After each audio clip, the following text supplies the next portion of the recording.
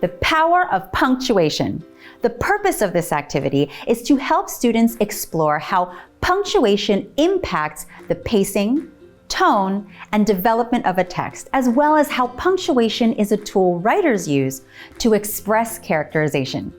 Students will then be able to better apply this skill when developing the characters in their own narratives. Additionally, these activities benefit reading fluency as it supports students in connecting to the mechanics and conventions of a grade-level text.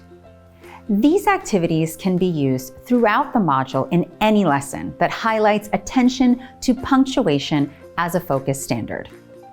The techniques that we will be using in this activity are improvisation and voice acting. There are a couple of ways that you can use this technique. The first is through embodiment. First, on a digital board in your classroom, project the punctuation embodiment slides from the resource pack. On the slides, you will see an excerpt from the text aligned to the module lesson, as well as student directions. These directions feature images for students' understanding of gestures and movement.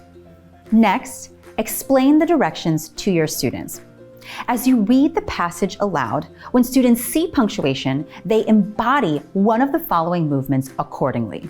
This activity can be done seated with hand gestures, or this can be a more movement-based activity with the full body actively engaged. If you'd like to use just hand gestures at your seats, here are some hand gestures that we suggest. For periods, have your students extend their arms out to their side. For commas, have your students hop.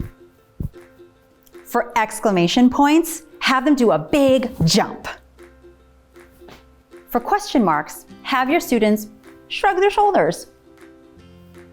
For an ellipses, have your students tip on their tippy toes. And for quotation marks, have your students do a small spin.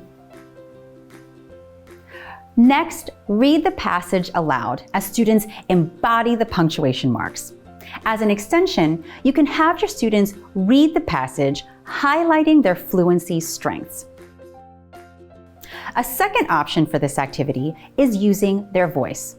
First, on a digital board in your classroom, project the voice acting slides from the resource pack.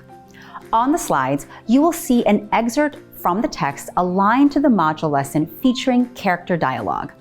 The first version of this text uses the punctuation as it is presented in the text. The second and third change the punctuation. Have students read the three versions, applying the module fluency goal of expression as they read. Point out how different the dialogue sounds when the punctuation changes.